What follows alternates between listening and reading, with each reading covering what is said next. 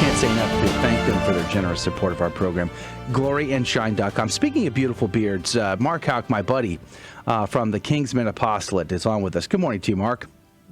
Thank you, Joe. If I ever need to feel good about myself, I just got to join GRN Live. Well, Catholic Drive Time anyway, but because we go way back. But That's right. You're what, 10, 20 years older than me? You got a nice, beautiful, gray, full beard there.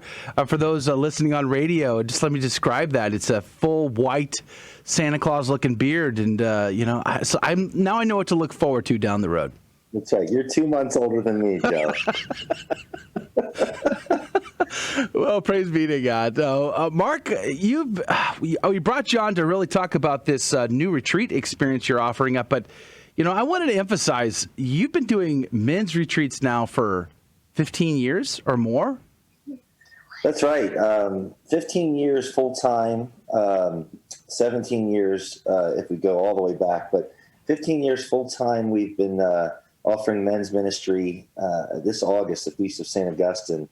So we've been designing and creating retreats to help men grow in their identity as men, as leaders, protectors, and providers. And we always try to give them something different than what they're normally getting. Yeah. And that's I don't know. It's just try to find the need and fill it. And we've had a knack for doing it, and we just designed a new one, which I'm blessed to share with your audience today. Before we jump into that, though, I want to tie into something I was talking with Dave Palmer in the last segment about. We were talking about Thomas Aquinas and pride versus humility. What do you say is the number one struggle most men have when it comes to, especially when it comes to healing, like holding on to that wound, holding on to that grudge, holding on to that brokenness from whatever in their life? Yeah, that's a good question. Men are complex. So as complex as they are, their struggles are as equally as complex. But I would say it's hard for men to be vulnerable, to face themselves, and maybe that comes to the pride issue. But the biggest obstacle I see for men is unforgiveness of self. Oof. And that really deals with just the pride, yes, because if you don't think you can be forgiven, then of course it comes to your pride and it moves into the despair mode. But they struggle with unforgiveness of others too, with someone that hurt them or wounded them, and then as they move away from that, it could be the self-medication really brings in the self. And so it really is a twofold unforgiveness issue whereby there was a wound, there was a trauma, there was something that happened. And then as they medicate post that, it becomes self-inflicted wounding. And that becomes this package of unforgiveness that is extremely difficult. And unless a man is willing to be vulnerable and let go, as you say, just surrender, it becomes one of these insurmountable kind of things for guys, or it's almost it's really hard to penetrate because they have sworn off these people. They said they'll go to their grave sometimes, not forgiving this person for what they did to them. So again, this umbrella of unforgiveness is really the issue, I think. Do you find it's easier? I know I'm thinking of myself here. I almost find it's easier to forgive others than it is myself. Like it's a lot easier to forgive other people than it is myself. It's hard to forgive myself. Sure. The biblical mandate is to forgive others, right? 7 times 70. And Christ is always talking about turning the other cheek and forgiving. He doesn't often talk about self. Maybe they take that for granted. I don't know. But yeah, I think we're like, okay, at least I'm doing this. But then when it comes to ourself, we're probably the hardest on ourselves. And I think it is easier to extend forgiveness than to treat ourselves kindly. We are harder on ourselves, I think, sometimes than the devil can be.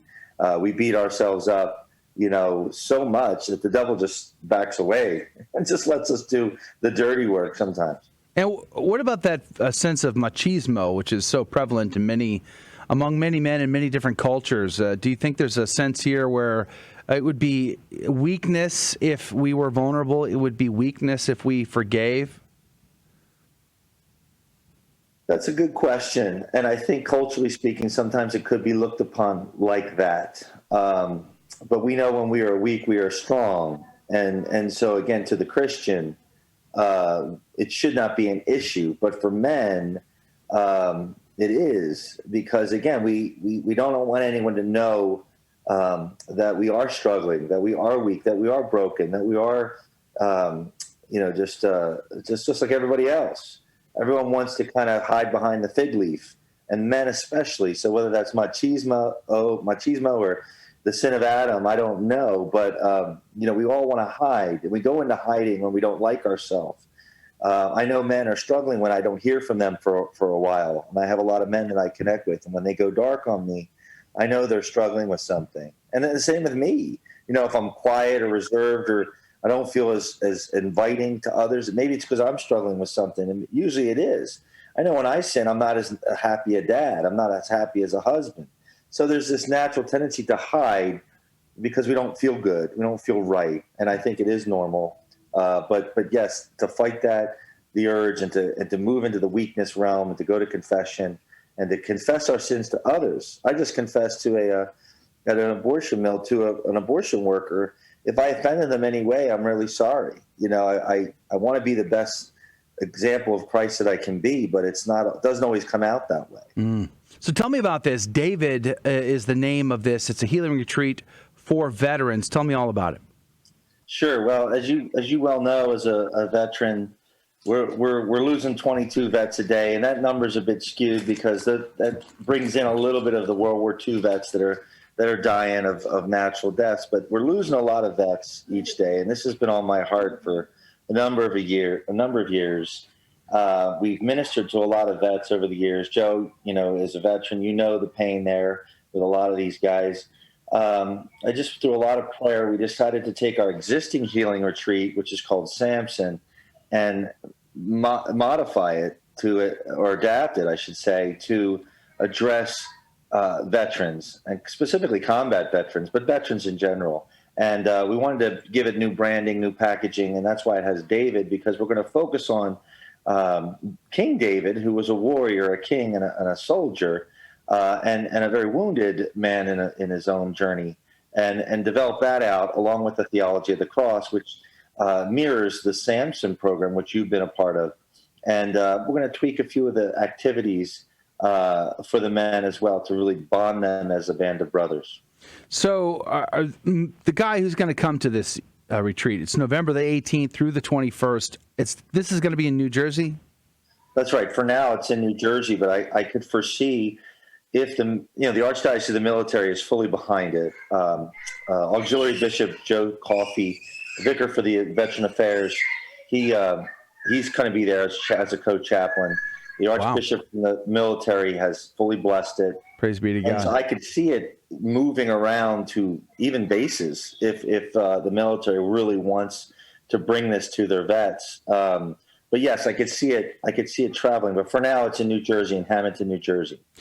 And the guy who's going to come to this, is this a guy who had served in combat or just served in the military?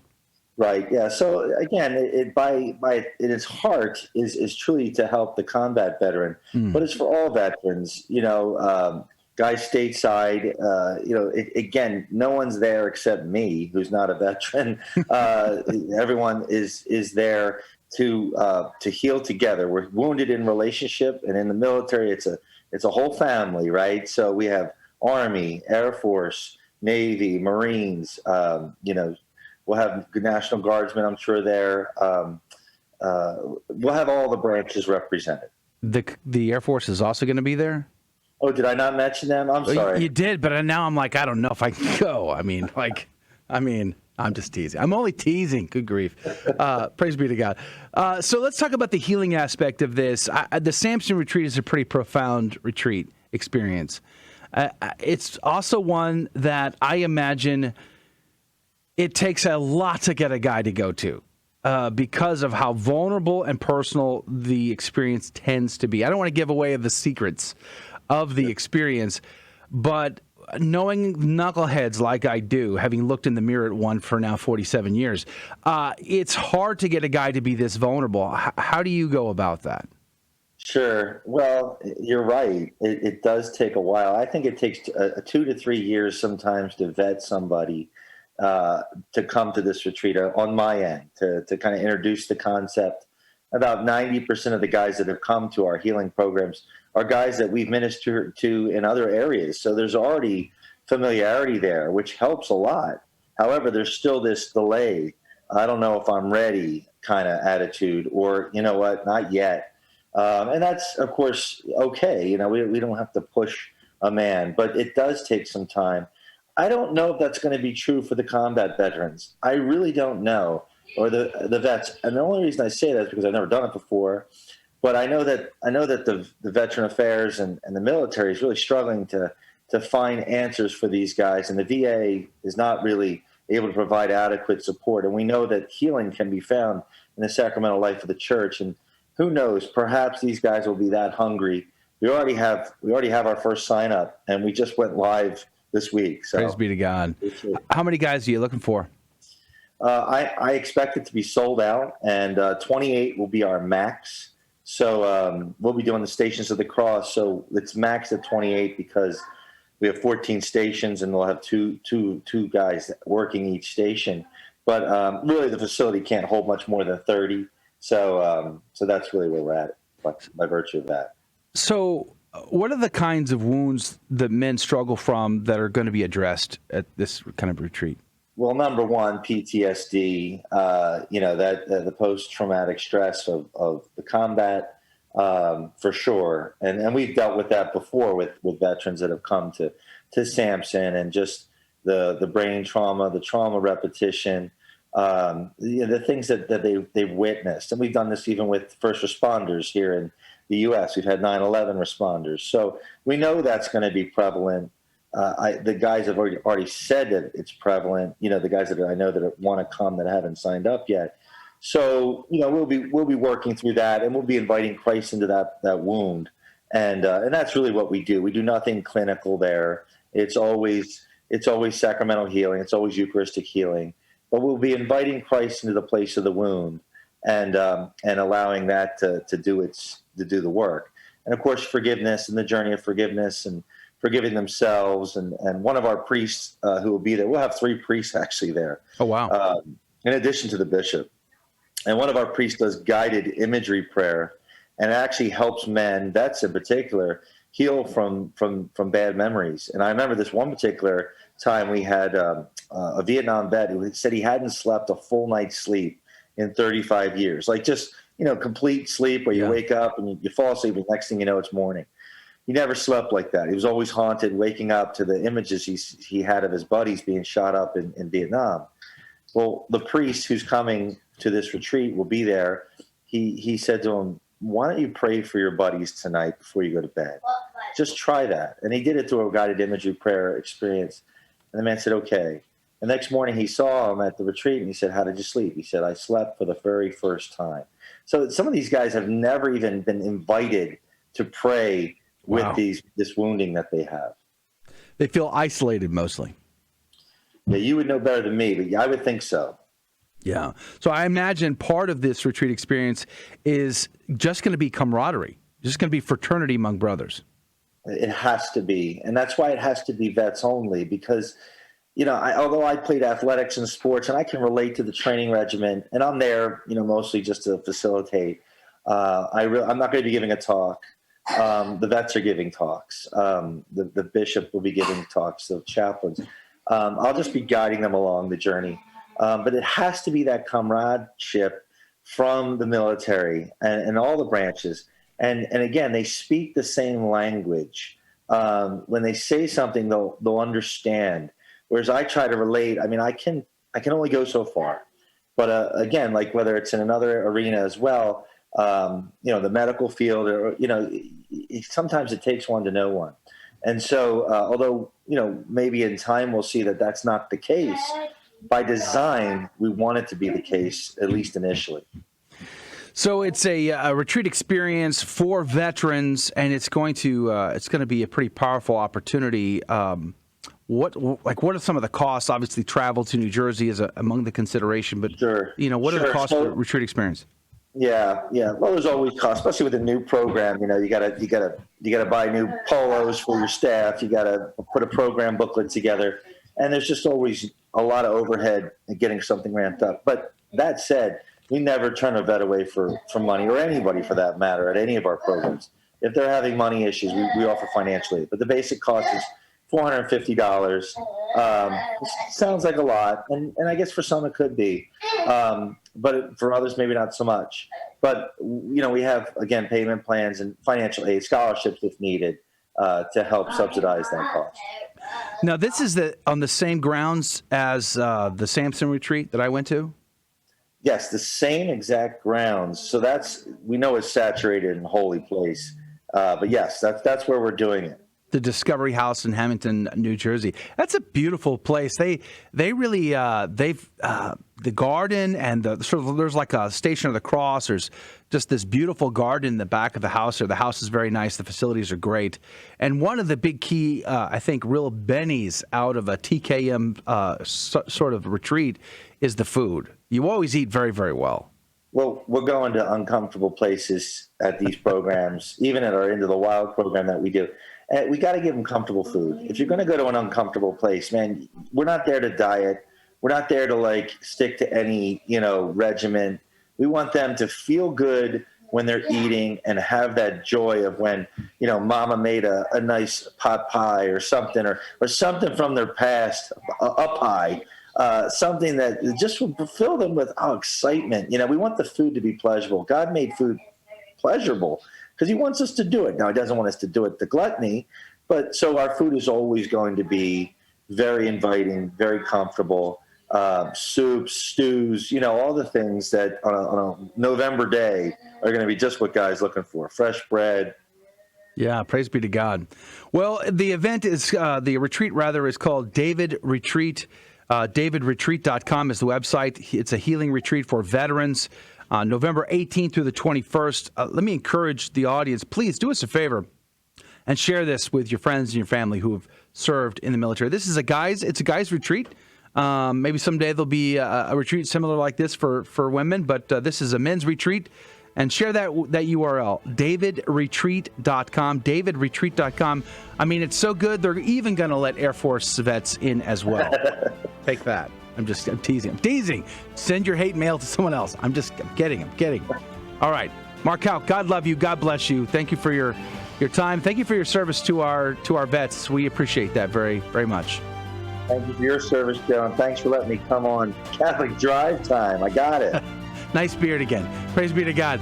DavidRetreat.com is the website. That's going to do it for hour number 1 of Catholic Drive Time.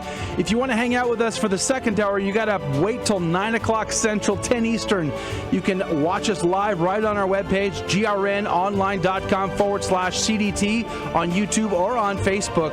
For our last hour of Share-a-thon week, we'll be back on Monday with our regularly scheduled 2-hour program, Catholic Drive Time, keeping you informed and inspired. God love you. Thank you for joining us on your Catholic Drive Time, where it is our pleasure to keep you informed and inspired. Join us Monday through Friday at the same time, right here on your favorite Catholic radio station. Don't forget to connect with us. Just go to facebook.com/Catholic Drive Time. Again, that's facebook.com/Catholic Drive Time. Be sure to share more than just us today. Share Jesus with everyone you meet. Bye now, and God love you.